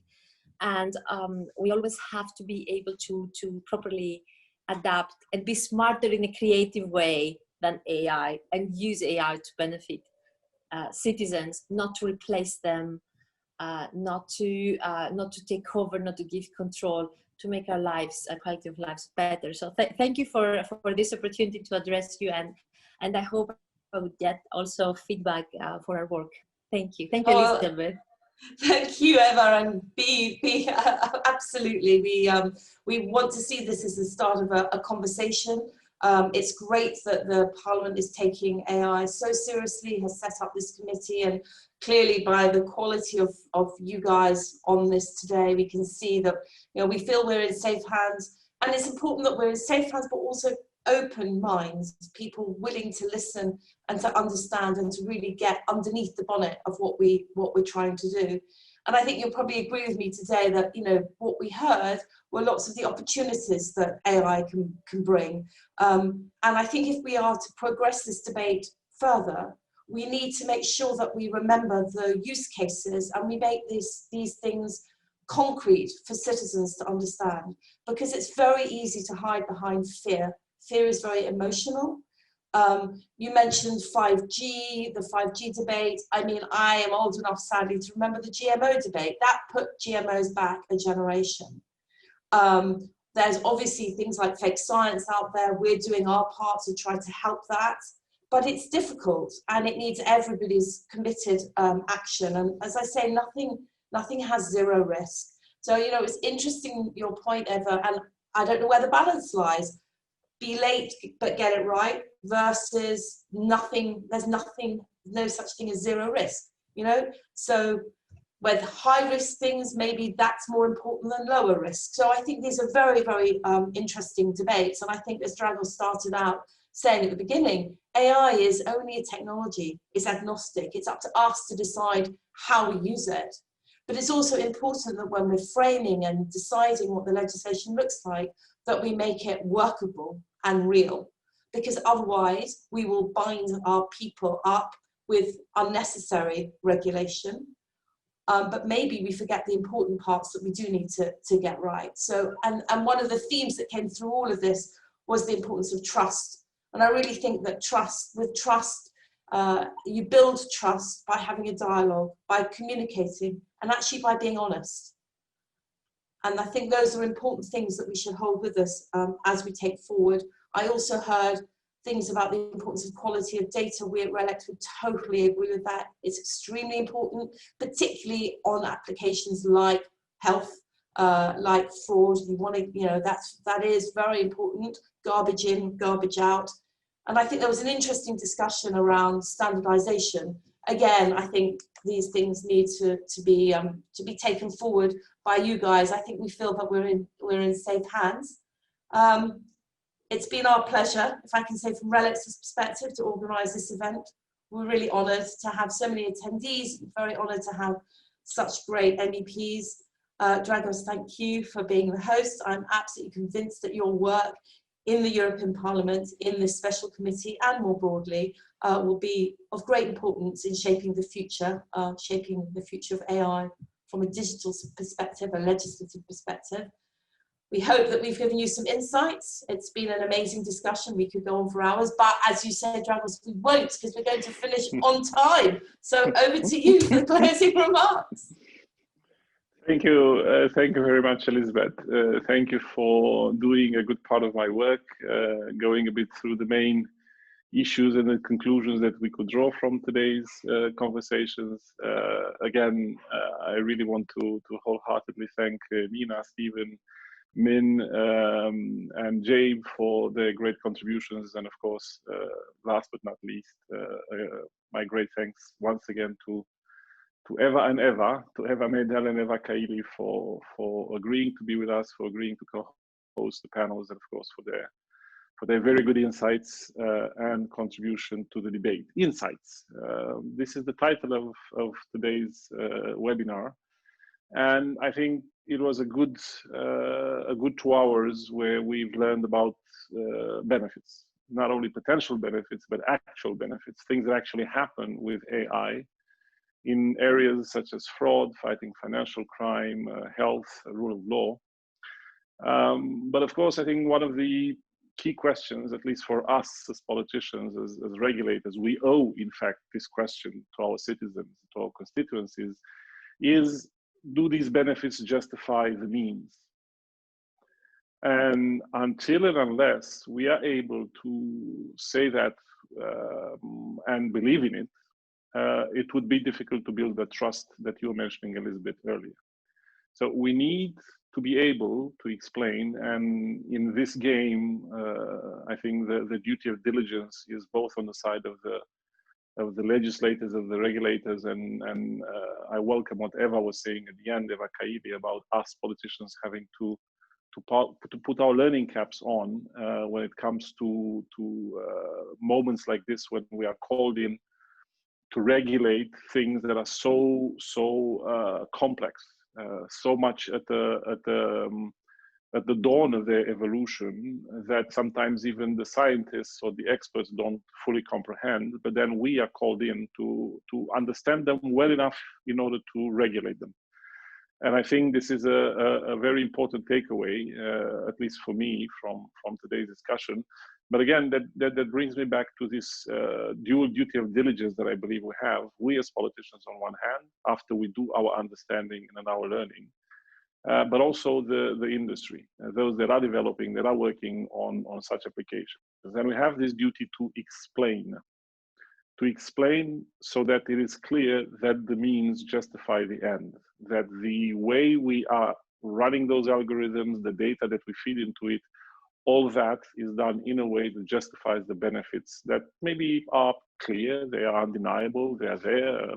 it's clear that for banking fraud, you do 1 trillion transactions per minute, much more than humans could do. It's clear that probably if you run 10,000 cases in a court of the same nature, you would get a better prediction of what the solution will be than a judge. But then, accountability-wise, and this is another question, an element that I want to put out there, accountability-wise, and I was a judge somewhere earlier at the start of my career, there is this element. Who is finally responsible if that decision is right or wrong? If I am a customer of one of these services, whether I'm a customer of a bank, whether I'm a customer of an insurance company that has just issued a decision based on an algorithm that calculated my whatever other rating, credibility rating, or on a case, or I'm in the court. So in all of these instances, again, who is ultimately accountable when a lot of the basis for the decision taken is coming out of an algorithm? So I'm not saying that this should not happen. On the contrary, I do believe that with the right oversight and with the human at the end who simply takes advantage of what the technology brings, is able to make a faster decision, more efficient decision, fine. But again, all this needs to be explained. So if we want to build that trust, if we want to put trust at the heart of the evolution of AI, this element of explainability is essential. From this, there's another element, and I was very much encouraged by a comment and observation that I saw in the Q&A from one of the attendees, from one of the members in the audience, which they were saying that for their generation is not an issue of understanding. So it's not an issue of this technology being a black box. It is actually on the contrary. Because they understand so well, because they are so technologically savvy, and they understand so well what actually happens behind the technology, that they're actually concerned. And they are concerned because they know that there are intrinsic biases, and well, there may be intrinsic prejudices because of the data that we feed into algorithms, which then may lead to decisions that are being taken by those algorithms or to outputs that are then themselves biased. So how do we protect ourselves, and how do we then instill trust in this younger generation, let's say, the one that comes after us, and a generation that understands very well what goes on, but doesn't trust it because they understand it so well. So again, it still goes to the element of trust, but there the effort has to be a different kind of effort. We need to demonstrate, I think, to those that understand, that we are not simply carrying over the biases from today's society, the physical world of today, which has its historical biases, which we are carrying on our shoulders. How do we make sure that AI does simply not replicate the same kind of biases, the same kind of discrimination that we see right now in the physical world into the digital realm? And I think this is a very serious thought, which needs to be at the heart of how we address biases, prejudices, trust in the way we'll regulate around AI. And here, again, I would pick up on something that Eva said at the end, quoting or reflecting on the second book, I think was by Friedman. And it takes me to a Latin proverb that says "festina lente," hurry slowly. And I think that this is pretty much a very good definition of what we need to do with AI. We need to hurry, because clearly the evolution of this technology is at such a fast pace that we cannot afford to simply sit too much on the sidelines and watch. Particularly because, and I'm going to come to this in a minute, particularly because of what also happens at the global scene with the other players out there globally. But at the same time, we don't need to hurry just for the sake of getting fast somewhere if the result of that is that we create, again, troubles along the way. And that we somehow, again, carry over biases, or that we simply develop the technology not in the way that we intended, and it creates troubles for us as the ultimate beneficiaries. So again, festina lente, hurry slowly. When designing, when preparing for legislation, we need to be very careful and make sure that, again, we understand and we know what we regulate. And this also brings another issue, which is the dark side. I was saying at the beginning that ultimately AI is a tool, like any other tools. But again, we know that a hammer can be used to do good and to do bad. And AI is pretty much in the same way. So how can we control that an algorithm that is being developed to do good in the wrong hands is not used to do also bad? Those algorithms that we've heard earlier that are fighting bank fraud and that are able to sift through transactions, 1 million transactions per second, what if they fall into the hands of a hacker who then uses exactly the same model, the same algorithms to do something else with those banking transactions? So again, we need to be very careful and see how we also regulate the bad uses of AI. How do we identify them? How do we also equip our law enforcement with the knowledge and with the tools to be able to do that? That's something that I don't think we discuss enough, which is that somewhere, the more this becomes part of our lives, the more, again, this will also be used for the bad. And when that happens, again, it also happens that you always need the law to ultimately come back and to come and intervene and enforce regulations. But for that, you need law enforcement to understand.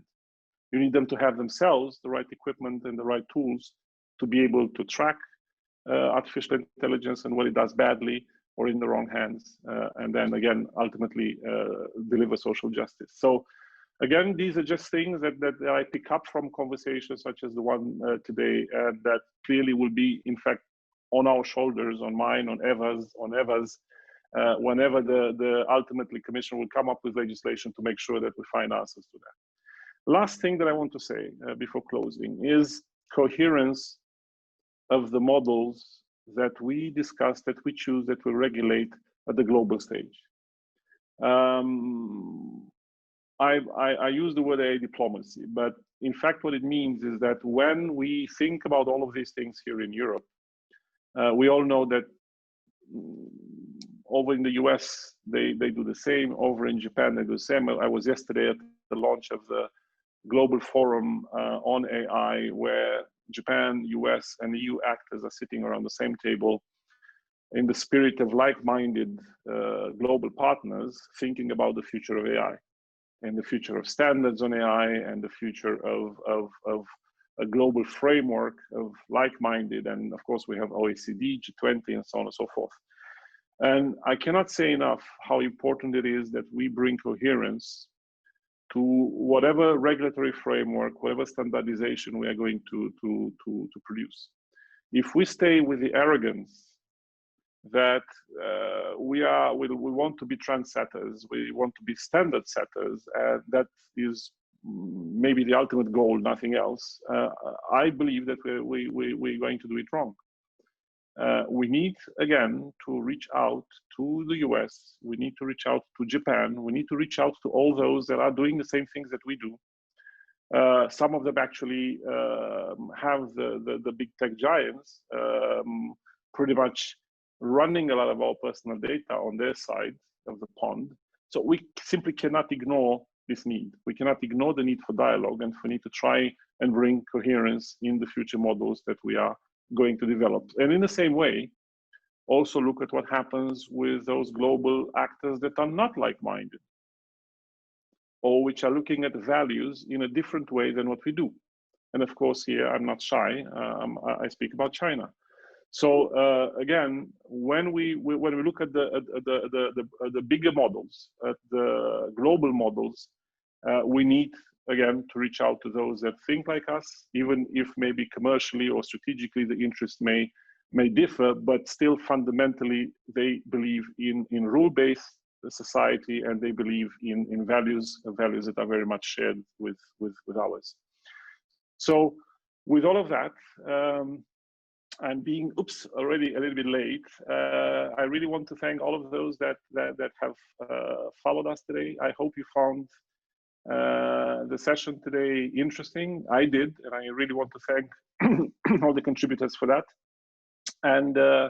And hopefully we'll have a chance very soon to pick up on a few other different points that we haven't discussed today before all this starts unfolding into legislation that we will have to start negotiating. And by the time that happens, we still need a lot to figure out. So again, with thanks to everyone, I wish you a very good day. Elizabeth, I don't know whether you want to add anything. No, thank you. Thanks again. Thanks you again, Elizabeth and Relax, for helping me with the preparation and the delivery of today's webinar, and wishing everyone a very nice day. Bye. Bye. Thank you. Thank you. Bye-bye.